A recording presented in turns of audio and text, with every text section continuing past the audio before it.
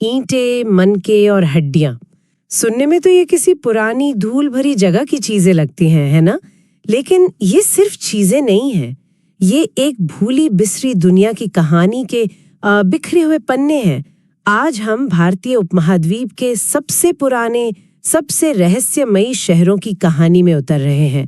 एक ऐसी सभ्यता जो मिस्र और मेसोपोटामिया के सामने खड़ी थी, उतनी ही बड़ी, उतनी ही उन्नत, लेकिन जिसकी आवाज हम तक कभी पहुंची ही नहीं। हमारे पास जो भी सबूत मिले हैं, आज हम उनकी छानबीन करेंगे। कोशिश करेंगे इन सुरागों को जोड़कर ये समझने की कि हड़प्पा सभ्यता की ये दुनिया आखिर दिखती कैसी थी। और ये कहानी शुरू होती है एक बहुत बड़ी, कह सकते हैं, गलतफहमी से। सोचिए, 19वीं सदी की बात है। भारतीय पुरातत्व सर्वेक्षण के पहले डायरेक्टर जनरल कनिंघम, उनके हाथ एक हड़प्पाई मोहर लगती है।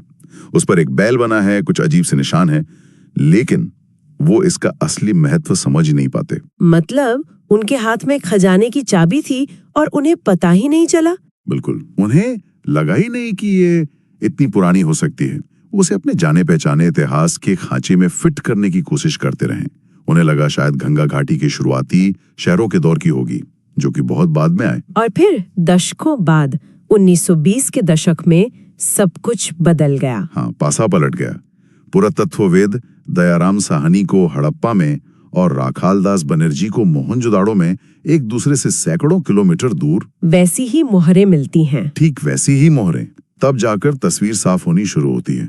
और फिर 1924 में उस वक्त के डायरेक्टर जनरल जॉन मार्शल पूरी दुनिया के सामने एक ऐलान करते हैं, भारत में एक नई प्राचीन सभ्यता की खोज हुई है। और यहीं से हमारी असली पड़ताल शुरू होती है। तो ये सभ्यता, जिसका किसी को अंदाजा तक नहीं था, आखिर कितनी बड़ी थी? इसका पैमाना आज भी हैरान कर देने वाला है। ये पश्चिमोत्तर भारतीय उपमहाद्वीप में फैली थी, मतलब आज का पाकिस्तान, और भारत में गुजरात, राजस्थान, हरियाणा, पंजाब। और बस्तियां कितनी मिली हैं? अवीरा और मोहनजोदाड़ो जैसे विशाल सुनियोजित शहर थे। और हम बात करें लगभग 2600 ईसा पूर्व से 1900 ईसा पूर्व के दौर की, है ना, जिसे विकसित हड़प्पा काल कहते हैं। हाँ बिल्कुल, ये वो वक्त था जब ये सभ्यता अपने चरम पर थी। और इसी दौर के शहर हमें सबसे ज्यादा चौंकाते हैं। जैसे मोहनजोदाड़ो को ही ले लीजिए। हाँ। वो कोई अपने आप उगाया शहर नहीं था, उसे पूरी योजना के साथ बसाया गया था। शहर को मोटे तौर पर 2 हिस्सों में बांटा गया था, एक ऊंचाई पर बना दुर्ग या सिटाडेल, और नीचे बसा निचला शहर। सही। दुर्ग कच्ची ईंटों के चबूतरे पर बना था, दीवारों से घिरा हुआ। ऐसा लगता है कि इसका इस्तेमाल किसी खास सार्वजनिक काम के लिए होता था। और निचला शहर, जहां आम लोग रहते थे, वो भी दीवारों से घिरा था। और वहां की सड़कें, वो ग्रिड पैटर्न वाली बात। हाँ, वो ग्रिड पैटर्न, मतलब सड़कें और गलियां एक दूसरे को लगभग समकोण पर काटती थीं, एकदम सीधी। नालियों के साथ गलियां बनाई और फिर उनके किनारे घर। ये तो कमाल है। यही तो अविश्वसनीय है। आज भी हमारे शहरों में पहले घर बन जाते हैं और फिर सालों तक सड़क और नाली का इंतजार होता है। बिल्कुल। और वो लोग हमसे 4500 साल पहले ये कर रहे थे। और ये नालियां सिर्फ कुछ अमीर घरों के लिए नहीं थी, ये पूरे शहर का एक एकीकृत सिस्टम था। मतलब हर घर जुड़ा हुआ था। हर घर की छोटी नाली गली की बड़ी नाली से जुड़ती थी और वो फिर शहर के बाहर निकल जाती थी। और उन्हें ईंटों से ढका भी जाता था ताकि सफाई हो सके। इन शहरों में रहने वाले लोगों के घरों के बारे में भी बात करते हैं। जिक्र आता है कि वो अपनी प्राइवेसी को लेकर बहुत सजग थे। ये थोड़ा अजीब नहीं? ये एक दिलचस्प विरोधाभास है ना? एक तरफ इतना खुला सामुदायिक शहर और दूसरी तरफ घरों के अंदर इतनी प्राइवेसी। हाँ, वो कैसे करते थे ये? ज्यादातर घर एक आंगन के चारों ओर बने थे। सारी गतिविधियां जैसे खाना पकाना या कताई बुनाई शायद इसी आंगन में होती थीं। लेकिन बाहर से कोई सीधा अंदर नहीं झांक सकता था। अच्छा। मुख्य दरवाजे के सामने अक्सर एक दीवार होती थी ताकि आंगन नजर न आए, और निचली मंजिल की दीवारों में खिड़कियां होती नहीं थी। कमाल है, मतलब वे समाज का हिस्सा तो थे लेकिन अपनी निजी जिंदगी को अलग रखते थे। और पानी की व्यवस्था, अकेले मोहनजोदड़ो में 700 कुएं। हाँ, 700 कुएं। इसका मतलब है कि पानी की व्यवस्था केंद्रीकृत नहीं थी, जैसे आज नगर निगम की पाइपलाइन होती है। हर घर या कुछ घरों के समूह को अपनी व्यवस्था खुद करनी पड़ती थी। चलिए दुर्ग की तरफ चलते हैं। वहां विशाल स्नानागार या ग्रेट बाथ मिला है, एक बड़ा सा आयताकार तालाब। वो किस लिए था? इसका सटीक उद्देश्य तो आज तक पता नहीं चला, लेकिन ज्यादातर जानकारों का अंदाजा है कि इसका इस्तेमाल किसी खास धार्मिक अनुष्ठान के लिए होता होगा। जैसे कोई सामूहिक स्नान। हाँ, शायद वैसा ही कुछ। पानी और शुद्धता का महत्व उनकी संस्कृति में शायद बहुत गहरा रहा होगा। ये उनकी सामाजिक और धार्मिक जिंदगी की एक झलक देता है। सही बात है। और इसी से हम उनके जीवन के दूसरे पहलू पर आते हैं। इतनी बड़ी शहरी आबादी का पेट कैसे भरता था? वे क्या उगाते थे? उनके खाने में काफी विविधता थी। गेहूं, जौ, दालें, चना, तिल। गुजरात की कुछ जगहों से तो बाजरे के दाने भी मिले हैं। और खेती कैसे करते थे? हल का इस्तेमाल होता था? बिल्कुल। हमें मोहरों पर बैल के चित्र मिलते हैं, मिट्टी के बने बैल के खिलौने मिले हैं, और कालीबंगन जैसी जगह से तो जुते हुए खेत का सबूत भी मिला है। इससे साफ है कि वे खेती के लिए हल का इस्तेमाल करते थे। और खेती के अलावा वे कमाल के कारीगर भी थे। चन्हूदरो जैसी बस्तियों का जिक्र आता है। हाँ, चन्हूदरो तो जैसे आज की स्पेशल इकोनॉमिक जोन थी। वो पूरी की पूरी बस्ती सिर्फ शिल्प के काम के लिए ही थी। क्या क्या बनाते थे वो लोग? वो कार्नीलियन जैसे लाल पत्थर से लेकर जैस्पर, स्फटिक तक के कीमती पत्थरों से मनके बनाते थे।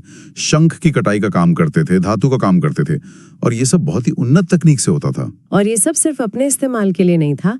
ये लोग हजारों किलोमीटर दूर तक व्यापार कर रहे थे। हाँ बिल्कुल। मेसोपोटामिया यानी आज के इराक के लेखों में मिलुहा नाम की जगह का जिक्र आता है, जो शायद हड़प्पा ही था। ज्यादातर विद्वान यही मानते हैं।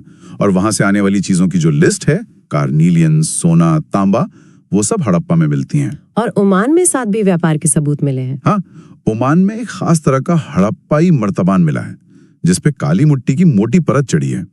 शायद उसमें कोई तरल पदार्थ भेजा जाता होगा। कल्पना कीजिए उस सफर की समुद्री रास्ते से बिना आज के जीपीएस के। बिल्कुल, ये बताता है कि वो कितने साहसी और कुशल नाविक रहे होंगे। ठीक है, तो यहाँ एक बड़ा सवाल खड़ा होता है। इतने बड़े बड़े नियोजित शहर, इतनी सटीक कारीगरी, इतना लंबा चौड़ा व्यापार, इस सब को चला कौन रहा था? क्या कोई राजा था? यही इस सभ्यता का सबसे बड़ा और सबसे दिलचस्प रहस्य है। जब हम मिस्र या मेसोपोटामिया की बात करते हैं तो बड़े बड़े महल, राजाओं की भव्य कब्रें, ये सब दिमाग में आता है। हाँ, पिरामिड। बिल्कुल। हड़प्पा में ऐसा कुछ नहीं है। कोई महल नहीं मिला।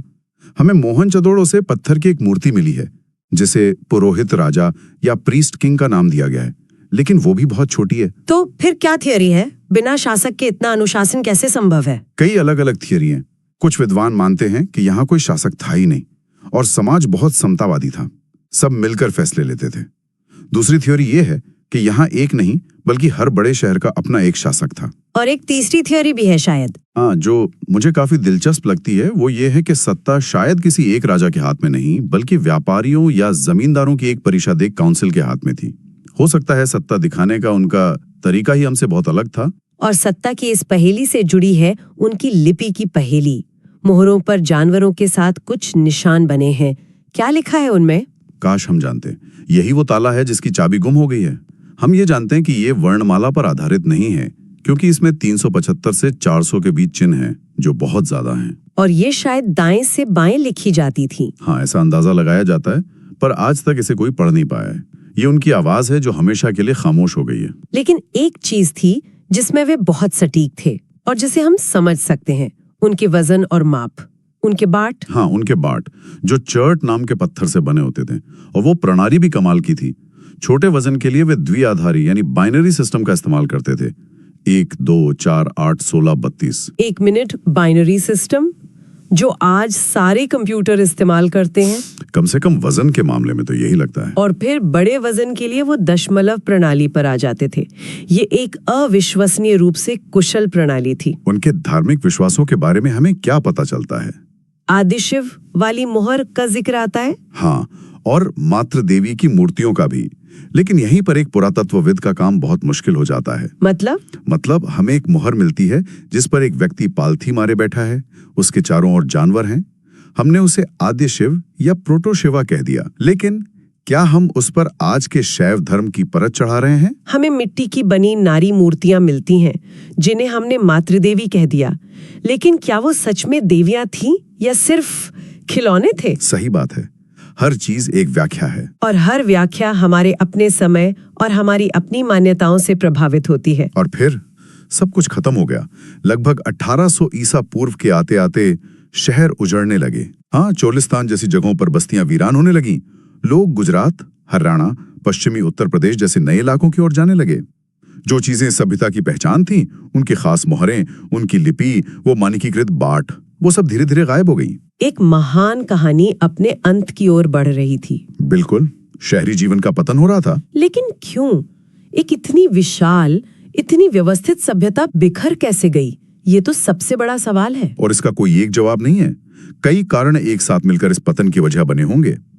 एक बड़ा कारण है जलवायु परिवर्तन। जैसे? बारिश कम हो गई हो। हाँ, शायद मानसून का पैटर्न बदल गया, या वनों की कटाई से जमीन बंजर हो गई। दूसरा बड़ा कारण है नदियां। हो सकता है सिंधु नदी ने अपना रास्ता बदल लिया हो, या सरस्वती जैसी कोई नदी सूख गई हो। और क्या किसी बाहरी आक्रमण की भी संभावना है? कुछ शुरुआती थ्योरीज में इसका जिक्र था, लेकिन इसके बहुत ठोस सबूत नहीं मिले हैं। ज्यादा संभावना इसी बात की है कि इन सभी कारणों ने मिलकर जलवायु, नदियां, संसाधनों का अत्यधिक उपयोग एक ऐसा दबाव बनाया जिसे ये व्यवस्था झेल नहीं पाई। ये एक धीमी प्रक्रिया रही होगी। तो हमने एक खोई हुई सभ्यता की खोज से लेकर उसके शानदार शहरों, लोगों की जिंदगी और उसके रहस्यमय अंत तक का सफर तय किया। ईंटें मिली, मन के मिले, हड्डियां भी मिली, लेकिन ऐसा लगता है कि कहानी के सबसे जरूरी पन्ने गायब हैं। बिल्कुल, और आज भी वही सवाल हमारे सामने खड़े हैं। उनकी लिपि का क्या राज है? उन पर शासन कौन करता था?